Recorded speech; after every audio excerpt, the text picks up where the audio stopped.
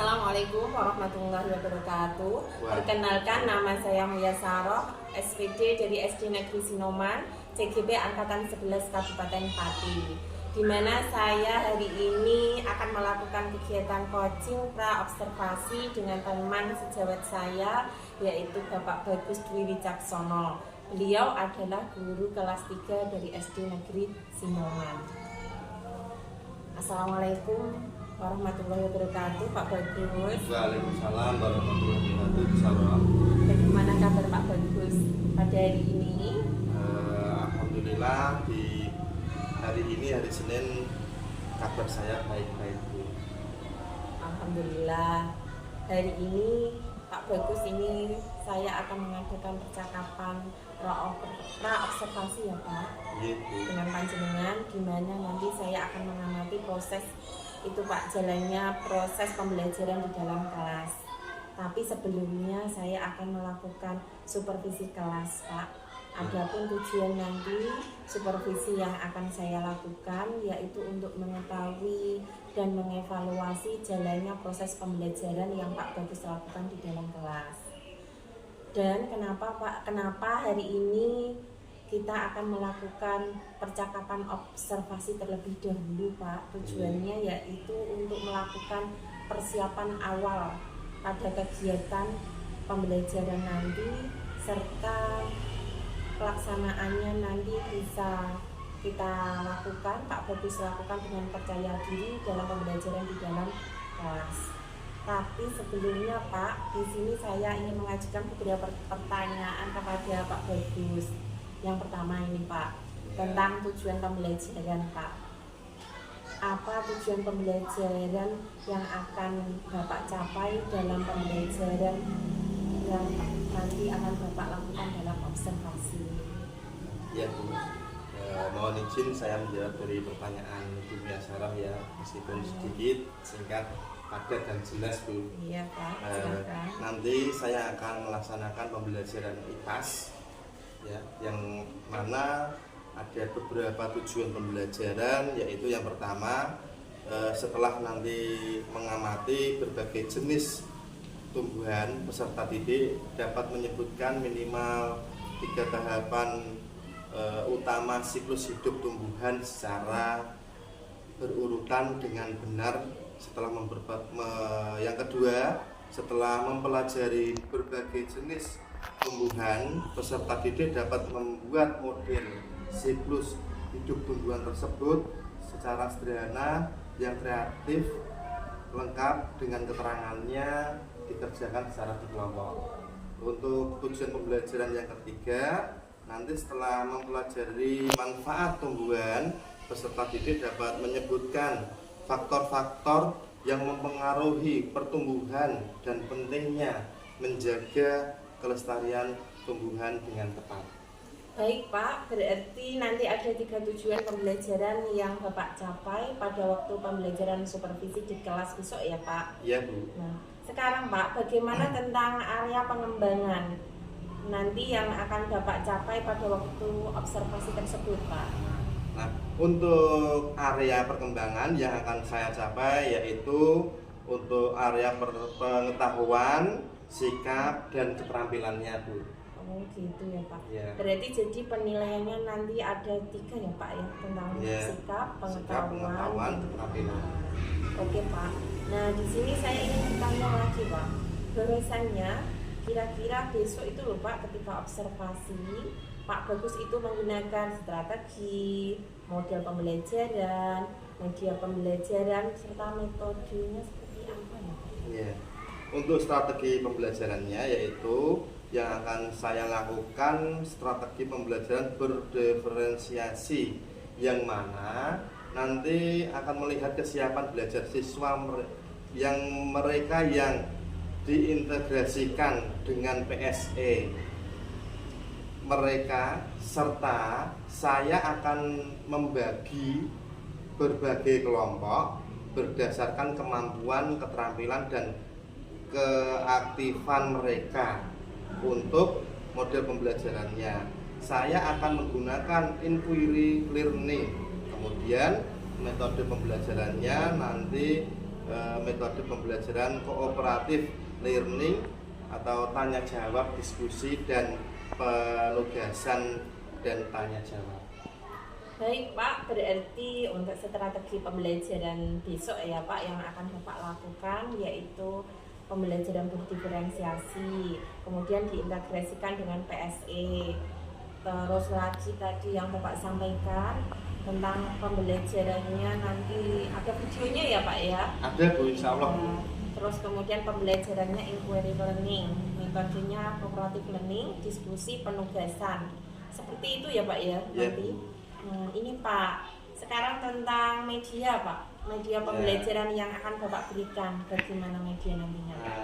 Yang akan saya gunakan nanti diantaranya yaitu video pembelajaran yang isinya nanti tentang siklus hidup tumbuhan beserta proyektor, kemudian buku teks, dan tentunya bisa menggunakan lingkungan sekitar Bu.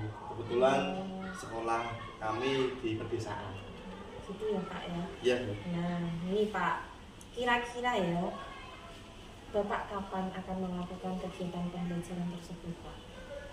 Insya Allah nanti Senin Bu, tanggal 7 Oktober 2024 saya akan melaksanakan proses pembelajaran tersebut Bu. Baik itu ya Pak ya? Ya. Oke Pak, berarti nanti pada tanggal 7 Oktober ya Pak, saya akan mengamati proses pembelajaran Bapak dalam kelas. Dan saya mohon izin, nanti saya akan mencatat hal-hal apa saja yang Pak Bagus lakukan dalam pembelajaran di kelas. Nah nanti setelah saya melakukan kegiatan pra-observasi sebelum pembelajaran. Nah, Pak, sebelum saya akhiri nih Pak, apa kesimpulan percakapan kita kali ini ya Pak? Iya Bu, sedikit saja Bu ya, Iya. kesimpulannya Bu ya. Di sini dengan percakapan ini nanti saya akan mendapatkan gambaran Bu, di mana dalam pembelajaran nanti yang akan saya lakukan dan akan membuat media pembelajaran dan pembelajarannya untuk pembelajaran yang akan mencapai tujuan secara maksimal Bu. Ya, itu Bu untuk kesimpulannya. Oke Pak, dari percakapan baik ini. Pak, terima kasih ya Pak atas waktunya hari ini bincang-bincang dengan saya pada kegiatan coaching kali ini. Nanti saya akan mengikuti pembelajaran observasi ketika hari Senin ya Pak, tanggal 7 Oktober. Demikian percakapan ini saya tutup. Saya akan kembali lagi besok ya Pak, hari Senin. Dan tak lupa saya ucapkan terima kasih atas waktunya. Dan kurang lebihnya saya minta maaf. Terima kasih ya Pak. Ya Bu, sama-sama. Assalamualaikum. Waalaikumsalam warahmatullahi wabarakatuh.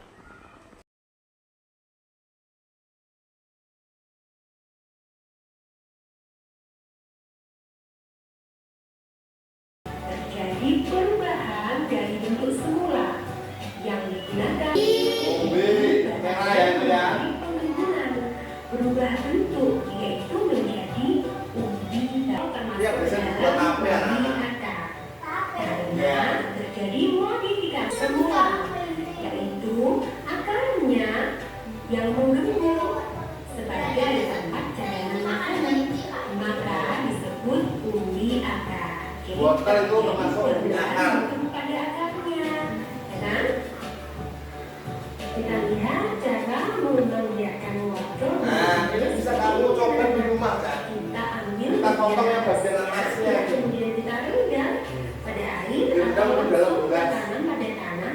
Dan nanti bagian atas Pasti itu akan akan tumbuh tunas-tunas baru Dicoba dan di rumah ya nanti ya. menjadi tanaman baru. Umbi lapis terjadi karena Ini adanya apa? daun dan batang. Merah. Kita lihat bagian yang berlapis-lapis itu adalah daun yang melebar, Merah yang besar. lunak dan juga berdaging. Nah, di bagian ini namanya cakram. Nah, ini bawa sendiri cakram.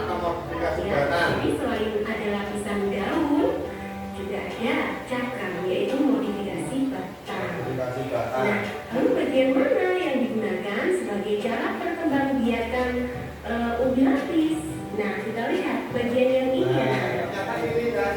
Nah, ini ya disebut buntut samping atau tunas lateral yang nantinya akan berkembang membentuk anak ubi lapis. Nah, seperti ini membentuk anak ubi lapis dan menjadi Anaknya, ya, kembang. berarti anaknya. Nah, kalian yang ingin membiarkan ubi lapis seperti bawang merah atau bawang putih, kalian bisa menanamnya seperti ini. Ya, bagian yang ada akarnya Taruh di bawah. jadi di bawah. Nah, seperti ini nanti akan berkembang Jangan terbalik, nanti busuk nggak bisa. Nah, sekarang kita cari persamaan dan perbedaan dari Ini persamaan dan perbedaan. Persamaannya adalah ya, sama-sama digunakan untuk perkembangbiakan. Sama-sama terdapat di dalam tanah dan sebagai tempat bermacam. Buat cadangan lahan. Apa saja perbedaan dari ubi batang? Ini perbedaannya antara ubi batang, ubi akar, Ya, ubi lapis. ubi batang terbentuk dari modifikasi batang. Jadi batangnya membesar. Kalau ubi akar terbentuk dari modifikasi akar. Betul. Lapis terbentuk dari modifikasi daun Dan Perbedaan yang lainnya adalah ubi batang memiliki mata tunas, sedangkan ubi akar tidak memiliki mata tunas. Dan ubi lapis tersusun dari daun yang berlapis. Perbedaan yang lainnya, ubi batang dan ubi akar, cadangan makanannya sebagian besar mengandung karbohidrat dan air. Sedangkan ubi lapis, cadangan makanannya sebagian besar mengandung air. karbohidrat. Perkembangbiakan secara alami tidak hanya menggunakan biji, tunas, dan Nah, umbi, ini anak-anak tapi juga menggunakan menggunakan spora. spora. Tidak semua tumbuhan memiliki spora. Kayak di bawah, ya. Yang memiliki Atau bumi ya lihatnya ya. misalnya adalah tumbuhan paku-pakuan dan juga lumut. Ibaratkan daun paku-pakuan kita bisa melihat bintik-bintik Nah, yang ini seperti sebaliknya daunnya ini. anak-anak. Nah, Itu yang lapisan bawah itu loh. kontak spora atau disebut spora. Ya, itu loh. Itu sporanya. Kontak spora Namanya spora itu. terdapat kumpulan spora yang bentuknya seperti biji tetapi sangat halus. Saat kotak spora pecah, kumpulan spora akan diterbangkan oleh angin atau terbawa oleh aliran air pada suhu yang cocok, maka spora akan tumbuh menjadi tumbuhan yang baru. Selanjutnya adalah perkembangbiakan tumbuhan secara buatan, yaitu dengan bantuan manusia. Apa saja caranya? Nah, ini pertumbuhan Yang dengan pertama dengan cara apa? mencampur, Manusia. kemudian bisa menggunakan cara stek, dan juga bisa menggunakan cara menempel. Tiga cara Mencangkok, stek, dan menempel. Ini bantuan dari manusia. dengan bantuan manusia. Oleh karena itu disebut perkembangbiakan tumbuhan secara buatan. Aris. Baik, terima kasih sudah belajar bersama Ibu. Semoga materi ini bermanfaat. Wassalamualaikum warahmatullahi wabarakatuh. Nah, itu video pembelajaran tentang apa namanya tadi? Siklus hidup tumbuhan. Kira-kira anak-anak sudah merasa letih ya kegiatannya ya? Yuk kita ice breaking dulu yuk. Nah, berdiri kita ice breaking dulu.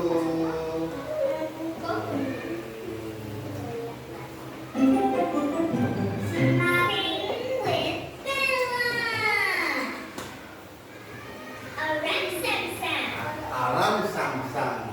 Pernah mendengar ini? Oke, kalau pernah berarti sudah tidak asing lagi ya anak-anak ya. Untuk menyemangatkan kita, menumbuhkan semangat kita untuk belajar.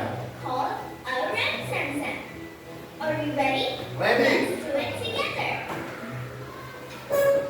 Run, Sam, Sam, run, Sam, Sam. Gooey, gooey, gooey, gooey, gooey, run, Sam, Sam. Run, Sam, Sam, run, Sam, Sam. Gooey, gooey, gooey, gooey, gooey, run, Sam, Sam. Oh, Rugby,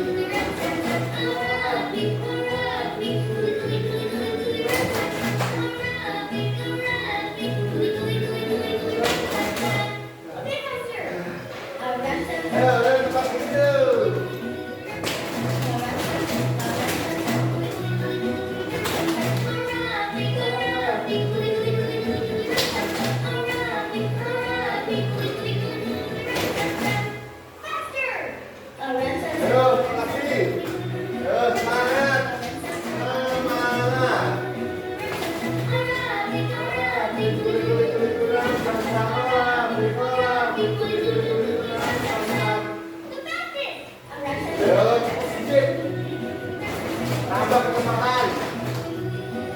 Tambah kecepatan.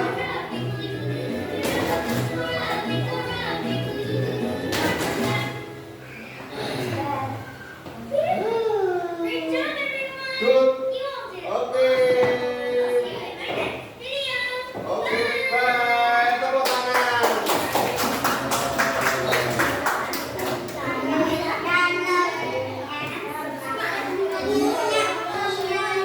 Nah, sekarang kita masuk materi yang akan disampaikan oleh Pak Bagus pada pagi hari ini setelah kalian tadi menyimak video pembelajarannya.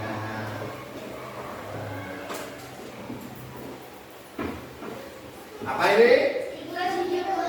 Siklus hidup tumbuhan. Apa? Siklus hidup tumbuhan. Itu gambarnya apa, Nak? Gambarnya apa ini? Tumbuhan apa binatang ini? Gambarnya tumbuhan apa binatang? Pak, ini ada binatangnya, Pak. Nah, ini binatang ini juga tergantung oleh tumbuhan tadi. Makanya kita pelajari siklus hidup tumbuhan. Apa yang akan kita pelajari? Yang ketiga, tahapan-tahapan siklus tumbuhan. Yang kedua, yang ketiga, manfaat tumbuhan bagi kehidupan. Apa itu tumbuhan? Coba dibaca itu karbon dioksida. Karbon dioksida itu dari polusi udara tadi anak-anak. Ya, nanti diolah dia mengeluarkan oksigen yang kita butuhkan. Yang kita butuhkan untuk bernafas. Nah, ini ada hubungannya penghasil oksigen. Setelah dia mengolah polusi udara tadi menjadi udara bersih yang namanya oksigen. Terus yang berikutnya menjaga kualitas tanah. Sebetulnya anak-anak, pekarangan, lahan, sawah, ladang dan sebagainya hutan, jika tidak ada tanamannya, itu tanahnya akan rusak.